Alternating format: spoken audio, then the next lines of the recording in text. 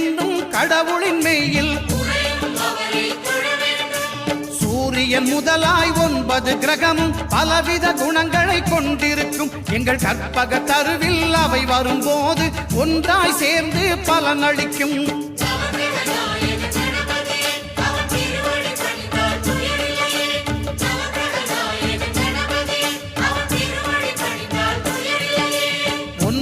கோளும் ஒன்றாய் காண அங்கு கற்பகம் என்னும் கடவுளின் மெய்யில்